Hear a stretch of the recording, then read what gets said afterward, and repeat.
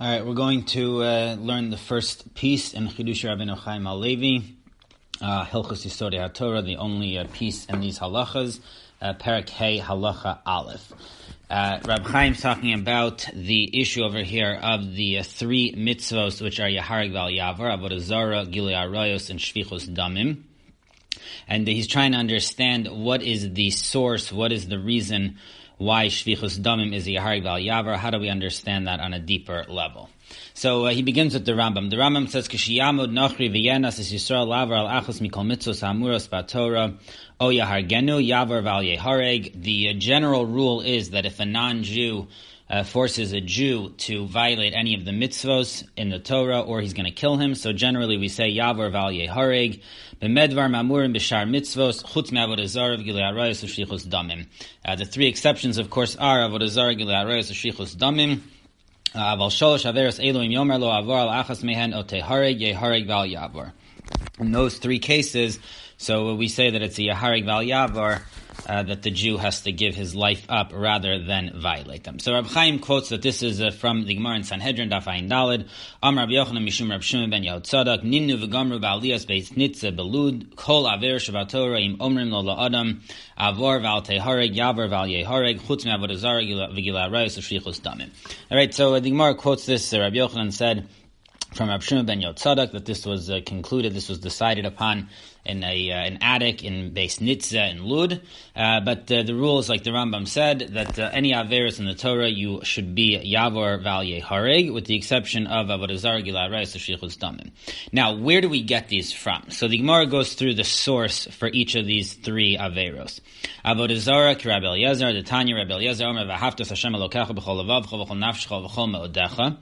Avodah Zarah, we learn out from the first pasuk in Shema, which says, "Haftas Hashem Elokecha," love Hashem with all your heart, with all your soul, and with all your wealth. So from all your heart and all your soul, we learn out that even if afilu hu notel es nafshecha, that even if you're going to lose your soul, you have to give up your soul rather than do avodah zarah. So there are cases of loving Hashem which result in losing your soul. So it's basically avodah zarah is learned out from a drasha of this pasuk. Now, Gilui Arayos u'shvichus damim. Where do we learn out the other two? So, Kid Rebbe, the Tanya Rebbe Omer ki kasher yokum ish al re'ehu v'rotzcho nefesh ken adavar azeh u'makish naira amuros l'rotzeach ma'rotzeach yehareg val yavor af naira amuros tehareg val tabar. So, where do we learn out Gilui Arayos? So, the Gemara quotes another drasha from Rebbe Yehuda Nasi that we learn out. It compares a naira hamurosa to rotzeach. So just as a rotzeach is Yahareg Val Yavar, right? Shvichus Damim is Yahareg Val Yavar. So too, it compares Naira Amurasa, which is Gilui Arayos. So rather than commit Gilui Arayos with a Naira Amurasa, a person has to be a Yahareg Val Yavar. So that's also Gilui Arayos is also a drasha from the pasuk. Now, if we learn out Gilui Arayos from Shvichus Damim, so of course we have to know where we're learning out, right? How do we learn out Shvichus Damim? So the Gemara says, Rotzeach Gufei Minol, and how do we know Rotzeach itself? Svarahu. It's a Svara. Alright, so this is, unlike the other two, which are Gzeres HaKosuvs, Rotzeach is a logical deduction. What's the Svara? Miyemar dedama didach sumek tfei, del medama dahai gavra sumek tfei. Who said that your blood is thicker than the other person's blood? So who says that you're worth more than the other person? Okay, so that's the first thing from that sugya, that the Rotzeach is a svara, whereas the other two are learned out, are derived from drashas of psukim.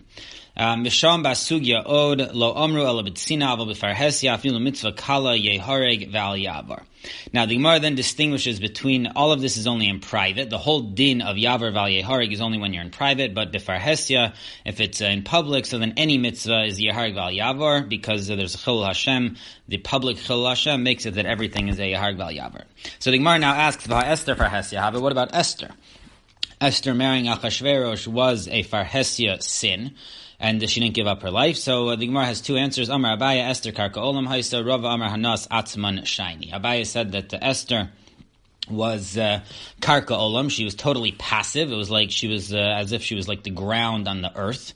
She did no activity whatsoever. So if it's a passive Avera, even if it's in public, it's Yavar Val Yehareg. The only time that a public Avera is the Yahareg Val Yavor as if it's an active Avera, but the Esther having Bia, being with Achashverosh, was totally passive. Rava Amar Hanas Atzman Shiny. The Gemara says another answer. Rava said that Hanas Atzman, if the non-Jew is doing it for their own Hana, in other words, they're not looking to make you violate the Torah, they just want their own pleasure. So then in that situation, you could violate the Avera even b'far Hesya, because it's not a Chilul Hashem. Everyone, you can see that they're just doing it for their own pleasure. So the only time we say b'far Hesya, you have to be Yahareg Val Yavar on any sin, is if they're trying to get you to violate the Torah specifically. Now, Tosfos has a big question on this whole Gemara. Tosfos asks that the Gemara in Megillah says on Daf Tesvav that Esther was married to Mordechai. So Esther was not just a regular sin. It was one of the Gimel Chamuros. It was one of the 3 sins which are Yahareg Val Yavor. It was Arayos, Gilei Arayos. So why is the Gemara asking on Esther that it was in public, and then it gives these 2 answers, that it was passive, or it was for Achashverosh was only intending for his own Hana? There's a much bigger problem, which is that it was Gilei Arayos. And Gilei Arayos, in all cases, presumably is Yahareg Val Yavor. So Tosfos answers the tirtzu de imishum arayos kulial masrile de mahani time of the karka olam leinyan lo mechayva limsar atzma mishum arayos. So Tosfos says a pretty big chiddush here. Tosfos answers that if the question of Esther would be from Gilei Arayos, then we have a simple answer, which is karka olam. In other words, if the problem is that Esther was violating the sin of Gilei Arayos, so then we would just answer that it was karka olam. She was passive. There is no Yahareg Val Yavor for Gilei Arayos when it's totally passive. So that's why the Gemara didn't ask from Esther that it's Gilei Arayos. It only asked that it was Farhesia, and on that Abaya said, no, still the fact that it was passive meant that she didn't have to be Yahareg Val Yavor. Now, how do we know this? Where do we get this chiddush that that Gilei Arayos that's passive is not a Yahareg Val Yavor? In other words, very often for a woman, Gilei Arayos is not going to be Yahareg Val Yavor. So it also says because as we said from the Gemara before, we learn out Gilei Arayos from Shvichus Damim. Right, that was the drasha before. It compares Gilei Arayos to Shvichus Damim. So since we learn it out from Shvichus Damim, it has to be the same as Shvichus Damim, as Rotzeach. Rotzeach gufe ki mechayev limsar atzmo hani milei kodem sheyar biyadayim. Aval heichad lovin masek gon shmashlichin oso al atinok v'nismayich mistavra de'eno chayev limsar atzmo. The Matzi Amar Adrab and my chazis the Dame de Chavre Sumek Tfei Delma Dame Didi Sumek Tfei Kivin Loavid Masa. Says Tosfos, let's think about the case of Rotzeach, the case of somebody who's told either kill someone or we're going to kill you. So in that case, imagine it was passive. Imagine they say to the person, we're going to pick you up and we're going to throw you on a baby. And God forbid you're gonna crush the baby over here, and you're gonna have been involved in murder, but you'll have been totally passive. So in that case, the logic would actually work the other way. The person, right, who's being told to do this, could say, "Who says the baby's blood is thicker than my blood? Who says the baby is worth more than me?"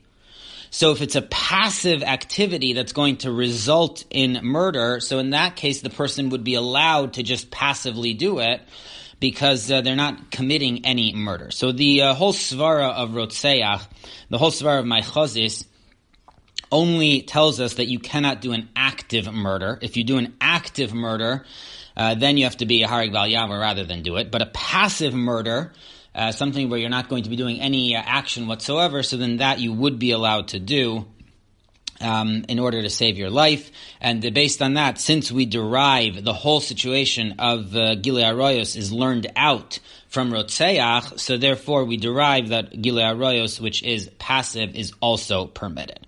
That's the Shitas HaTosfos. So again, according to the Tosfos, there's a major chiluk here. With regard to Avodah Zarah, we do not find that passive Avodah Zarah is allowed in order to save your life. But when it comes to Rotzeach and Gilei Arayos, passive Shvichus Damim and passive Gilei Arayos is allowed in order to save your life, and that's derived from the svara of Rotzeach, which is used the other way in a case of passive Ritzicha. And from there we'd learn out to Gilui Arayos. Now, what is the Shitas HaRambam? So Reb Chaim says that the Rambam Desosim Lo Hizkir Klal Hachta Karka Ola Mashma D'Cholek Al Zeh. Reb Chaim believes that because the Rambam does not differentiate, does not distinguish in any way between Karka Olam or not, whether it's passive or not, so it sounds like the Rambam disagrees with this Shitas HaTosfos, and the Rambam holds that no matter what, Gilui Arayos is Yaharig Val Yavor, whether it's passive or whether it's active. And he quotes that this is a Machlokas Rishonim over there, the Baal Amor and the Ramban already debate this issue. So there is a sheet in the Rishonim that does not distinguish between passive or active Gilui Arayos, and that would be the Shitas HaRambam too.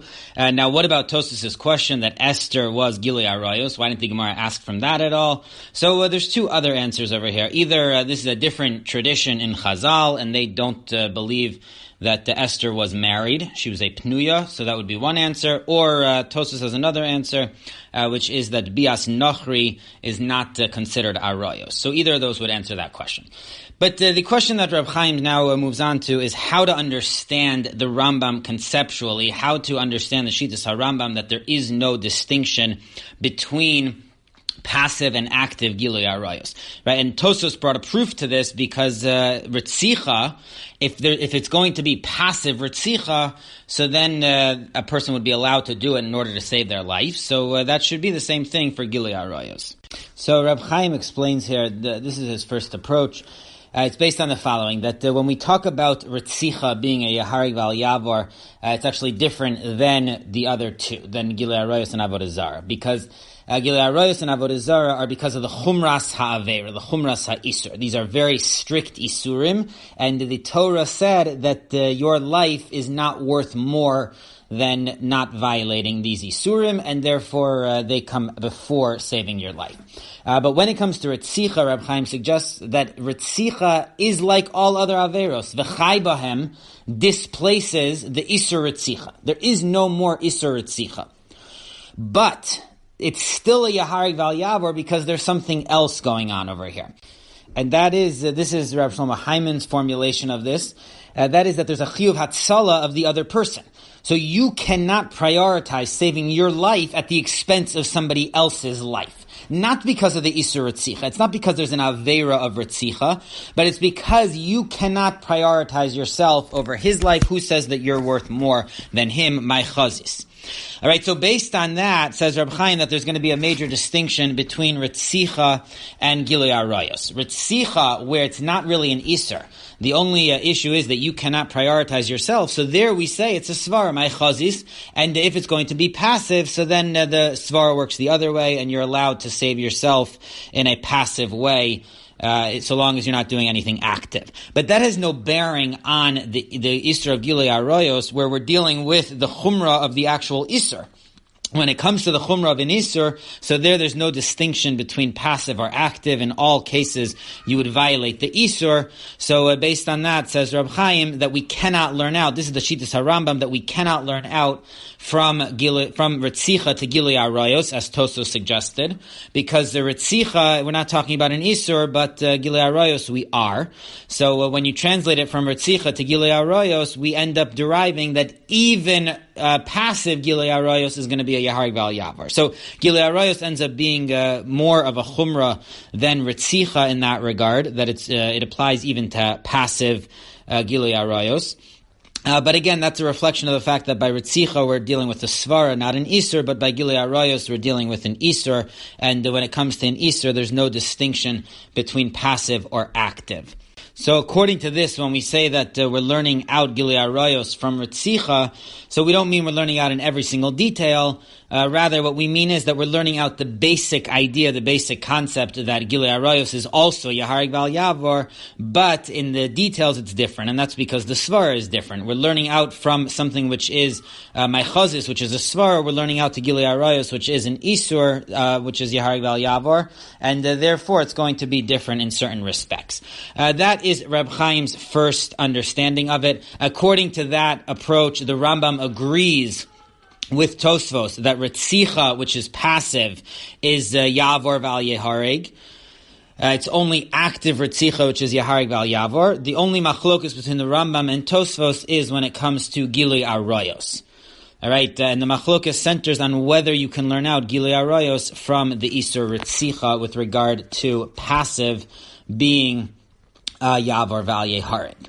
Now, Reb Chaim suggests over here a second approach, and this is going to change things considerably. In the second approach, he begins the following. He begins with a question on Tosfos, which is, how can Tosfos say that we derive from Ritzicha, that passive Ritzicha is Yavar Valye Hareg to Gilui Arayos, when there's a simple distinction here? When it comes to Ritzicha, if somebody picks up your body, and throws you on a baby, you have not done Ritzicha at all whatsoever. You are not a Rotzeach in any way whatsoever. The person who threw you, they are the Rotzeach. But you are just an object, so to speak, which was used in the act of Ritzicha. But you're not a Rotzeach in any way. But when it comes to Gilui Arayos, even if someone is passive, in other words, a woman who is part of a Gilui Arayos in a totally passive way, of course she still did an Aveira. So how can you possibly learn out from Ritzicha, where there is no Aveira whatsoever in a passive case, to Gilui Arayos, where there is an Aveira?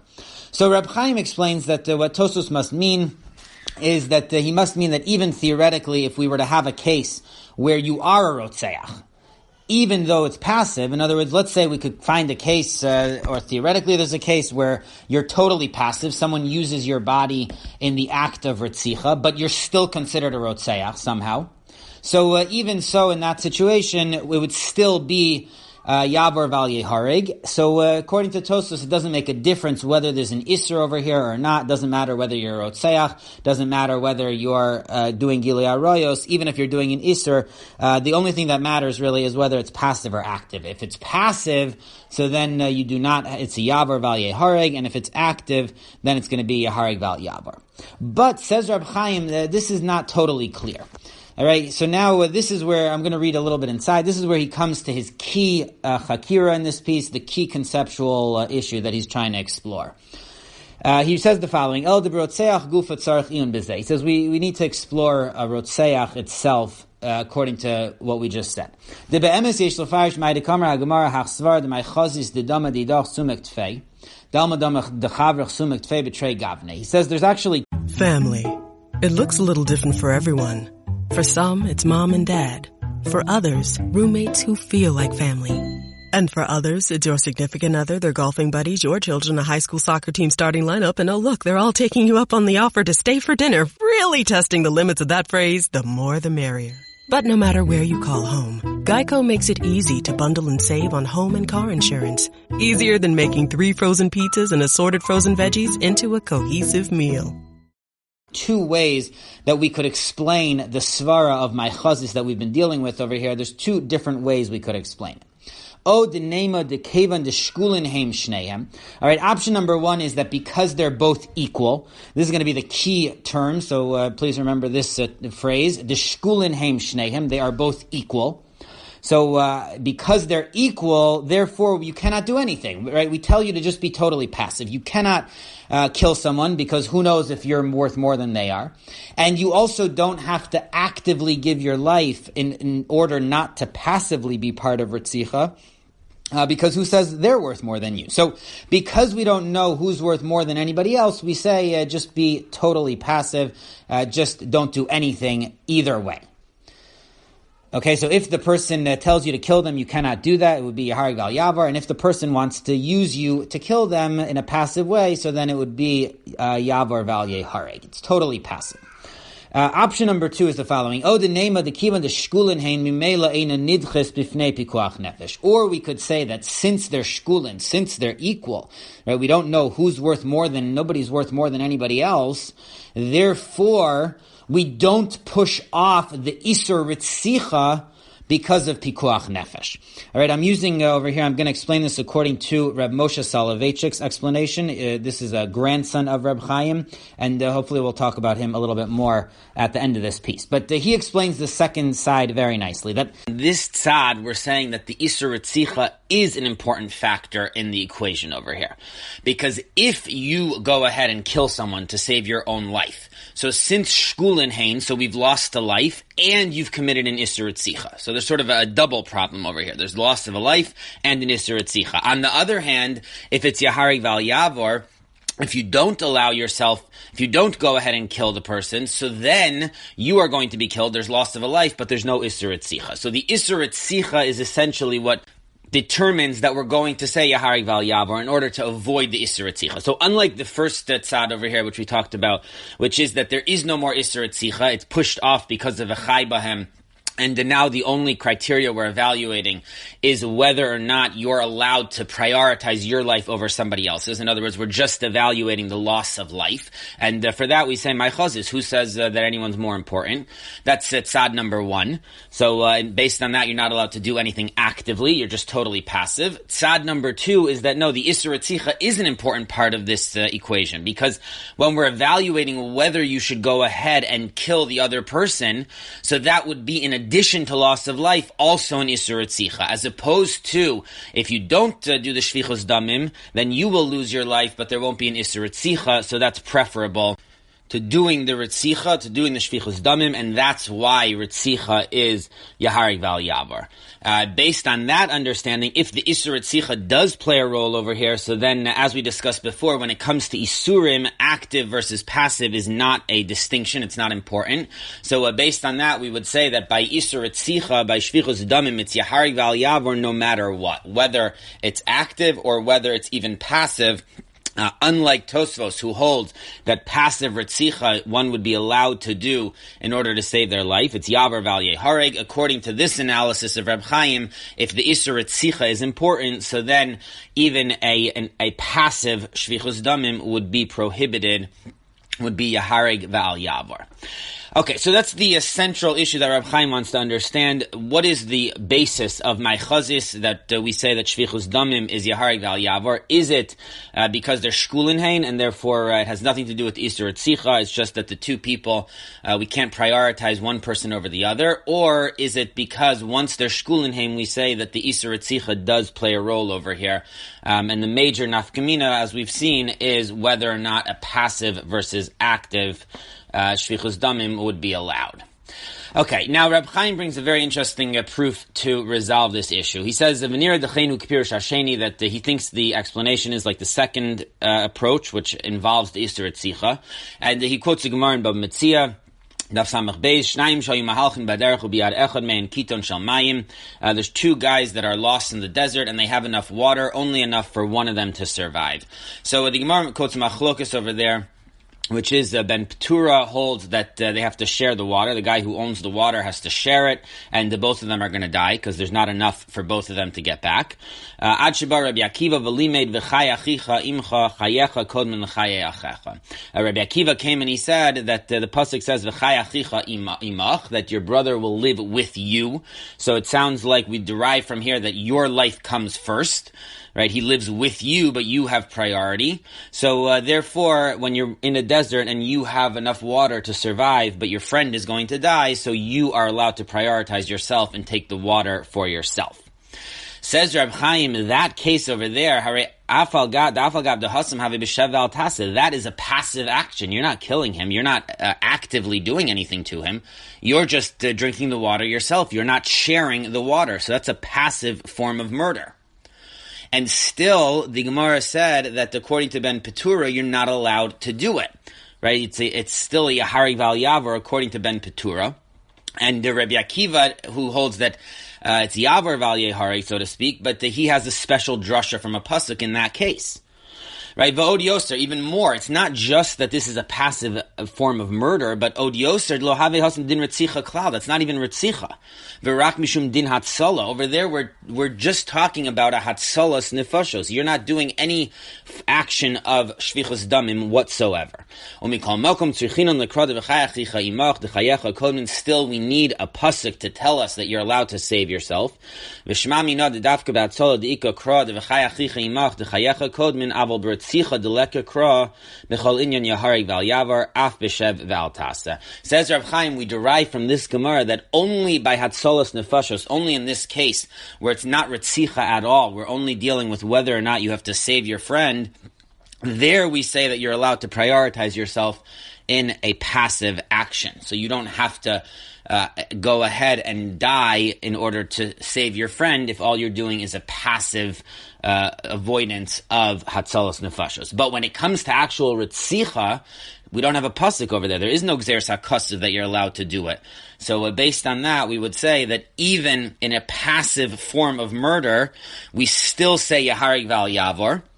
And therefore, we see that the svara for this, the understanding of it, must be like the second approach, which said that my chazis is saying that there is an isur ritzicha, and therefore that also applies to the passive form of ritzicha. Because according to the first approach, as we said, that if it's a shev al tasa, if it's passive ritzicha, then you should be able to do it to save your life. So this Gemara, which seems to imply that by shev al tasa, if it's ritzicha, if it's a passive ritzicha, you are not allowed to save your life, it's Yaharig Val Yavor, would seem to indicate, like the second approach of Reb Chaim, unlike Tosfos, that that the reason of my chazis is because we evaluate also whether there's an Isur Ritzicha, and we try to minimize the harm done. So if we can lose a life without the Isur Ritzicha, that's preferable to taking someone else's life and also having an Isur Ritzicha.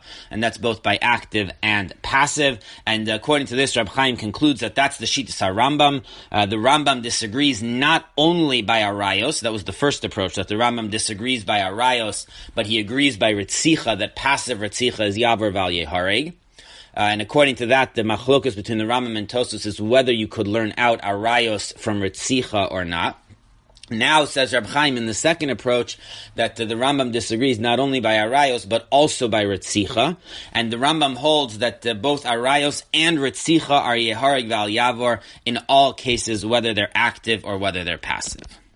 So that's Reb Chaim's analysis of this issue over here. Now, I want to just make 2 points that later Achronim make on Reb Chaim here.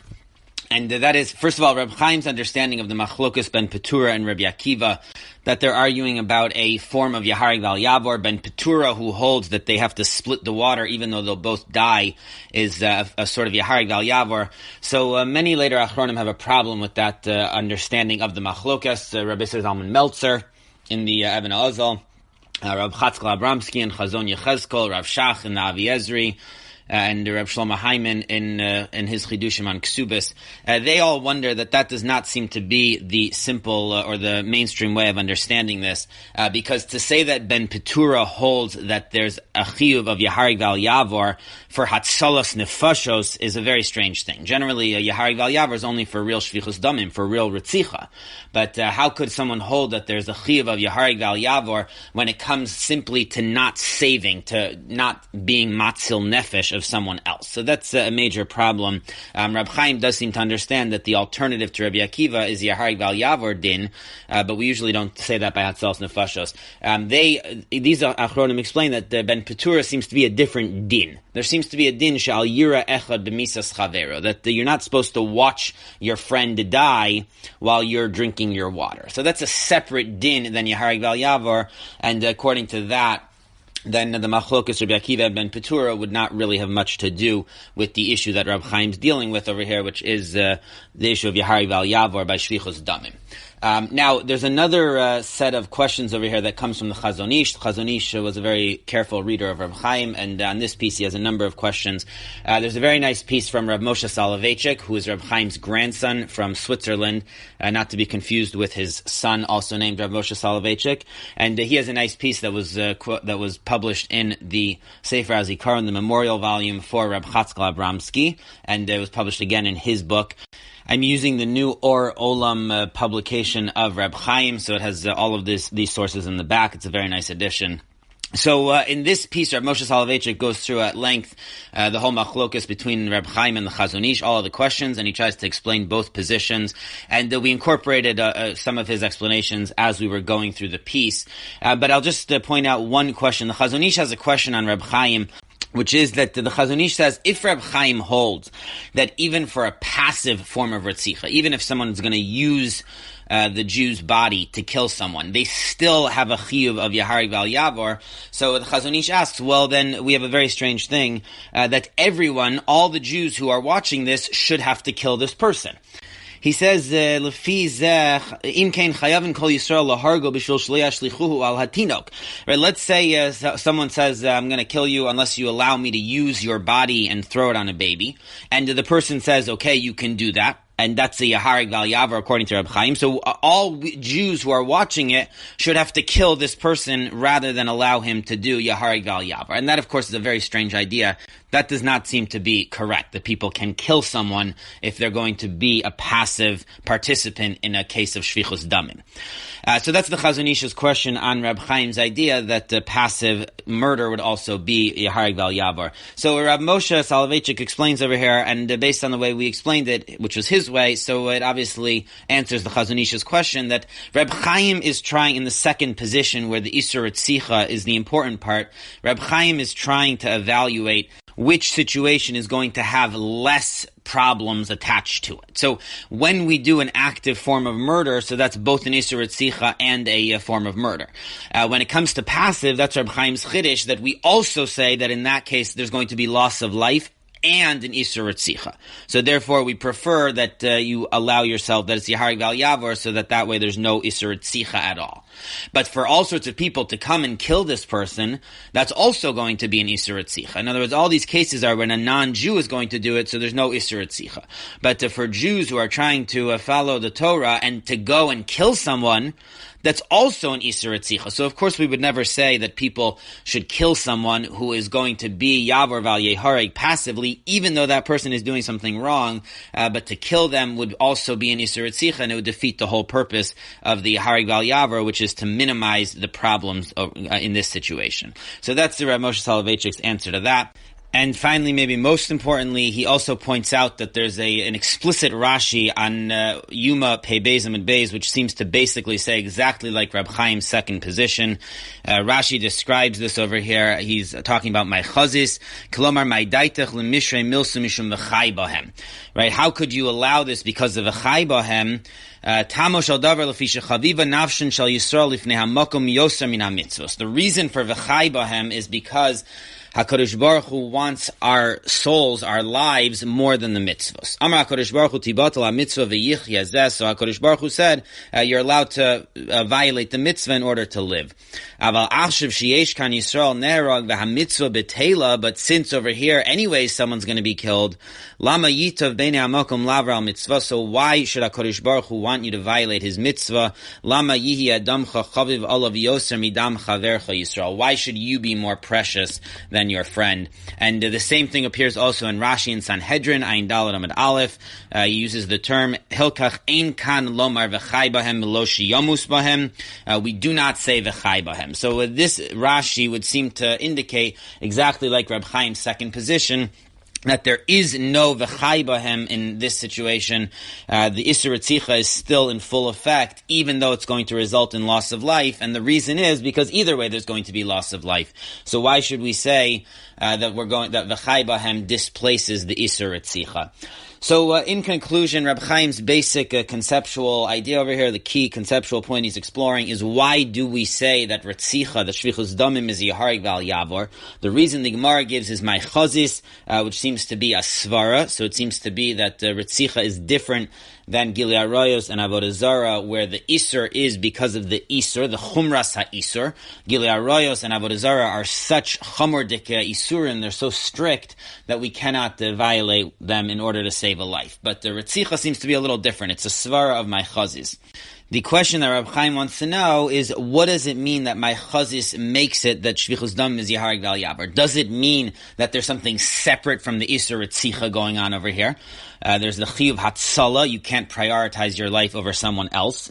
Or does it mean that the Isur Ritzicha comes back into the picture because either way there's going to be loss of life, so therefore we have to take into account the Isur Ritzicha and try to avoid Isur Ritzicha if we can. And according to Reb Chaim, the nafkamina between this is going to be whether in a case of passive Ritzicha, whether we say that that's Yavar Val Yehareg. So this ends up being a machlokas between the Rambam and Tosfos. According to Tosfos, it's not the Isur Ritzicha, it's just my chazis is a separate svara, and therefore therefore, in a case of passive Ritzicha, it's Yavor Val Yehareg, and according to the Rambam, the Isur Ritzicha is the main point over here, and therefore in all cases, whether it's active or passive, there's still an Isur Ritzicha, and therefore you would not, it's always Yehareg Val Yavor. And as we're saying, Rav Moshe Soloveitchik points out that the Rashi in two places seems to say exactly this, like the Shittas HaRambam, that the Isur Ritzicha is important. There is no real V'chai Bahem when it comes to the Isur Ritzicha.